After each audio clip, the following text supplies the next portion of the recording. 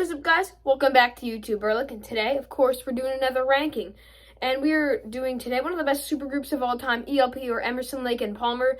Greg Lake, of course, singer of the debut of King Crimson, and an elite bassist, Carl Palmer, a great, absolutely amazing drummer, and Keith Emerson, maybe the best keyboardist of all time. And they have some of my favorite albums of all time, but some albums that I'm not very sure about. And we're not doing Emerson, Lake and Pal. We're not including that one. I have 9 albums here. It's, I believe, the standard amount. And yeah, finished listening to them last night. Ranking was actually surprisingly easy to compile. So hope you guys enjoyed the video. We'll get right into this ELP ranking after the intro. Hands up.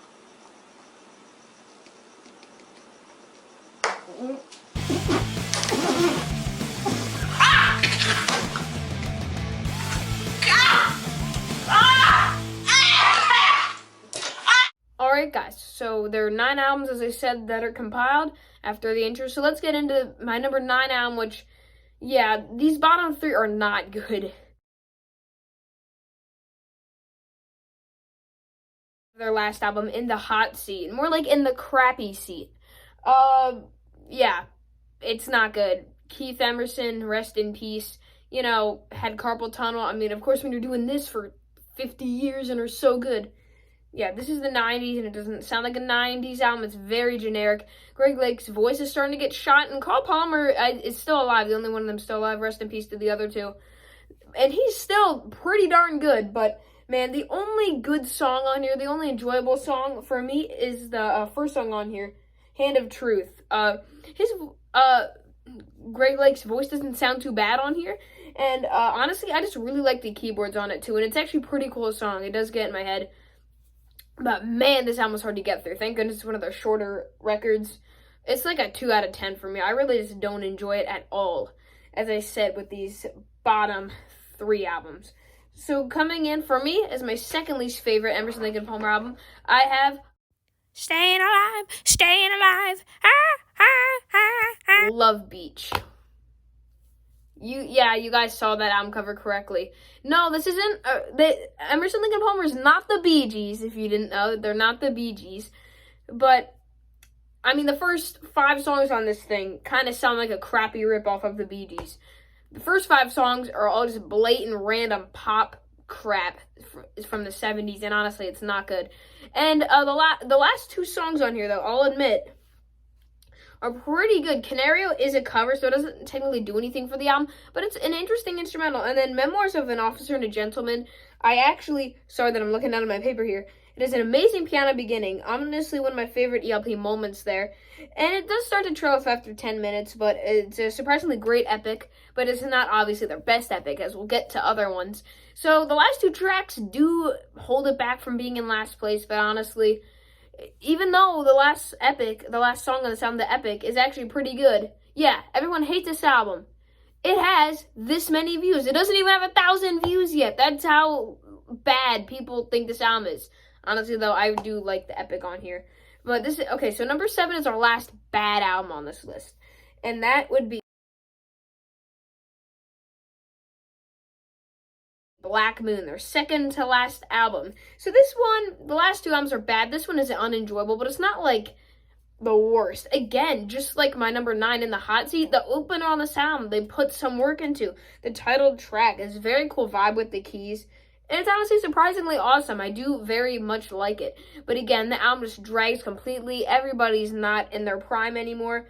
And it's just like 90-year-olds making music. Well, I know they're not 90, but man, it's sad how much of a wrong turn they did here. They should have just, with the works too, should have just cut it. Because even Love Beach, I guess Love Beach does end well with those last 2 tracks. But yeah, honestly, Black Moon, really forgettable. Better Days is a faster song, and that one's good too, but it's not amazing. I'm just glad there is at least a decent song on all 3 of these bottom ones. Each has about 1 decent song, Love Beach has 2. But yeah, honestly, still not the best. But here is where we get to actually some good stuff. And at my number 6, I have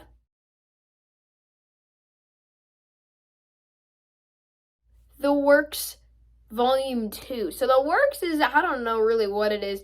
It's kind of like experimental, kind of just like extra stuff, but I do include it. And The Works Volume 2, the opener, Tiger in a Spotlight, has a really cool chord Progression, sorry, and Honky Tonk Train Blues is an odd favorite of mine. I really don't have much to say about this, but it's very consistent for me. It's just definitely not as good as the Works 1, as we'll get to. But, you know, Works Volume 2 is a decent, good album, I'd say. And it's my first that's above a 5 out of 10 here. It's not off like the bottom 3, but even, again, like, they're just so good at what they do. And when it's a good album, they're amazing. And I love them for that. I don't care if the bottom 3 are that bad. But my number 5 now is going to surprise a lot of people. And my number 5 is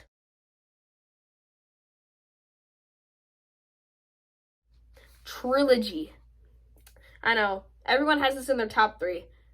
For me, it is severely overrated, and when I first heard it, I heard this I listened to it 3 days ago, then I listened to a few songs that I didn't get into the first time around, and I still just can't really get into it. Like, it's a good album, don't get me wrong. I mean, like the last song on here, the march style thing is very nice, but it goes on for way too long.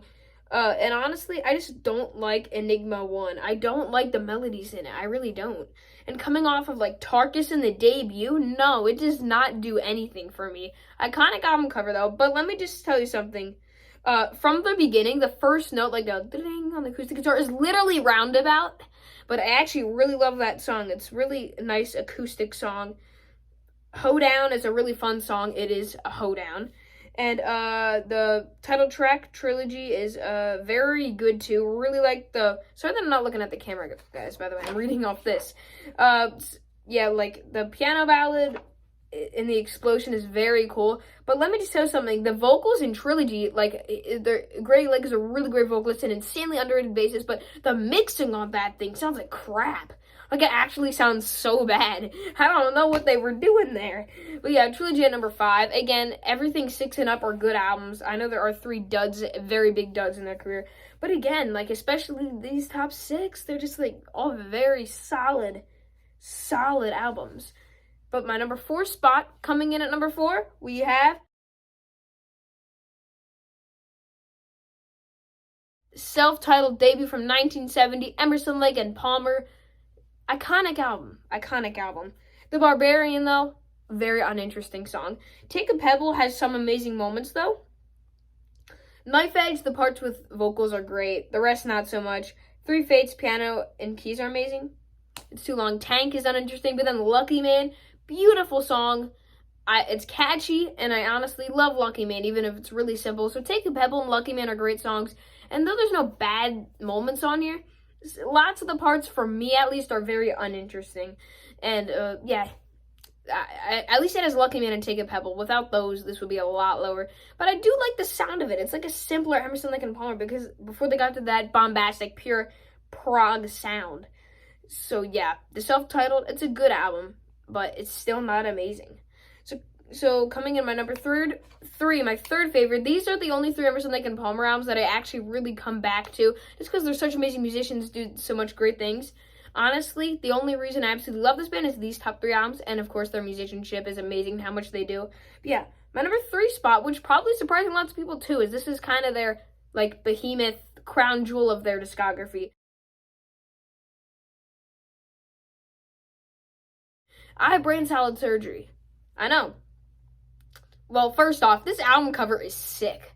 Like, the Tarkus album cover I absolutely love too.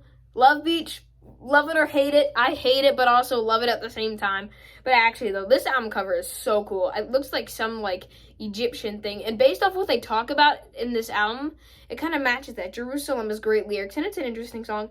But honestly, Toccata, the second track on this thing, is an epic instrumental, and it is honestly haunting. Like, with those effects that they add, I honestly absolutely love these first 2 tracks, but Toccata haunting, and impressive timpani and synth is great. It's just such a cool song. It's not even that catchy. I just absolutely love it. Like, thinking about Toccata almost gives me chills. Like, it's such a great song. And then Still You Turn Me On is a simple love song, and it gets very good at the 1-minute mark. Like, it begins okay, like just one of their simple love songs, but then once it passes like the 1.5-minute mark, and once the chorus comes in, it gets so good. So Brain Salad Surgery, amazing album cover. As I was saying with Jerusalem, Toccata, and So You Turn Me On, amazing first 3 tracks. Then we go a bit down. Benny the Bouncer is just honestly bad. it's kind of capturing like that joking energy of Jeremy Bender per se, and it's honestly bad. I don't care if Greg Lake goes ham on vocals. And Carnival 9, like all the impressions of it are good, but none of them are amazing. Not as amazing as I thought. But the first 3 tracks alone here, the album cover, and lots of parts on here are very good. But overall, as an album, especially with Benny the Bouncer and some uninteresting parts in Carnival 9, brings it down for me. And, yeah, but these top 2 albums are the only ones for me that I really love. But still, Brain Salad Surgery has some tracks that I really go back to. I need to buy that CD, though. I really need to buy Brain Salad Surgery. It just... to have in my collection, I think I need to have it. So coming in at my number 2, my second favorite Emerson, Lake and Palmer album is The Works Volume 1. Yes, that is correct. The Works Volume 1 is a very long album. I think it does run past the CD length. I forget. But there's some great things on here. Keith Emerson's solo thing, Piano Concerto. It's great piano, of course. It's a little long, but it's interesting, and it's just a really cool thing to chill out to, if you know what I mean. Like, it is very cool. And honestly, I kind of like how Carl Palmer doesn't go completely ham on this album, but it's still, like, nice to see him have his own thing. Lend Me Your Love Tonight and C'est La Vie are both simple songs, but I love both of them a lot. Enemy God Dances, I'm looking at my thing here. It's like a movie score sound, but it's very cool and fun. New Orleans, despite how much I love my New Orleans Saints, and it's been one of my favorite cities with all the jazz and stuff, that does make it, like anything involving New Orleans, of course I'm gonna love it. But it's a rocking song with great riff and percussion. And Pirates is a good epic. It's not my favorite, but the horns and the vocals are my favorite. Like, honestly, those songs are all, like, or did I say they aren't my favorite? The horns and my vocals are the best part. Like, they're really good on Pirates. Like, the 3 epics on here and those simple songs that I mentioned are all so darn good. But yeah, I might be a bit surprising, but I do think that The Works Volume 1 is honestly some of the best stuff they've ever put out. But at number 1, I think this one is pretty self-explanatory. If you guys watch my other videos, please consider subscribing too. It's free and you can always change your mind later, and I'm thankful for all the views I've been getting. But yeah, number 1.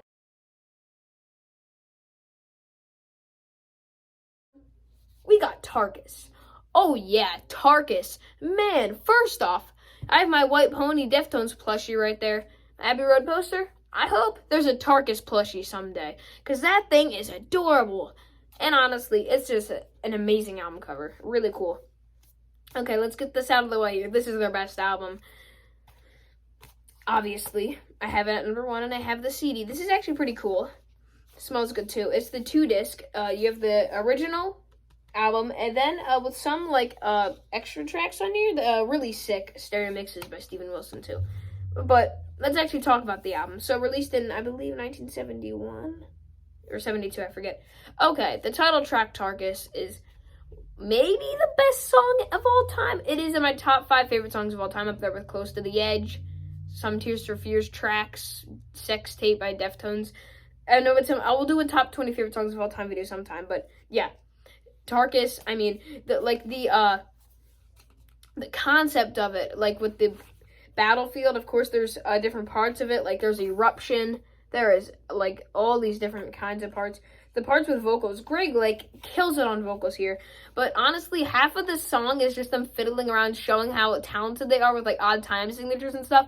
And I'm all here for it. But, like, the melody of Stones of Years, clear the battlefield, that part is sick. That gives me goosebumps. And honestly, the march at the end is really fun, too. There's 7 parts to it, and Eruption, Stones of Years, Mass, and Aqua Tarkus are my favorites. But it's literally a perfect song. I don't care what you say. It's one of my favorite songs of all time. And this album sounds great. It really does. It sounds so much better than any other album they've ever made. Like, the production, which is insane. It sounds so good. But then, we have some other really good stuff, too. B-Word's Crystal, Girl Dog's Crystal. That song is one of my favorite short form songs by them. I always love it. Like, Greg Lake has an angelic voice with so much range, but I always love it when he, like, screams his esophagus out. That's obviously not what it sounds like, but, I mean, I really love his screamo vocals in that one. And it has a really sick, kind of, like, jazzy, really cool vibe, too. So, Tarkus being one of my favorite songs of all time, and B-Word's Crystal also being an amazing song. Those 2 songs alone pretty much bring this up to number 1 with me. But Jeremy Bender, really fun song. It gets in my head a lot. Really like that. Are You Ready, Eddie? Another really fun song. And the other 3 songs, like that Only Way lyric about the Jews, really just, I don't know why they put that in here. But yeah, those, there's so many great songs on here on Tarkus, especially the title track, B Words Crystal, Jeremy Bender, and Are You Ready, Eddie. Those are my highlights.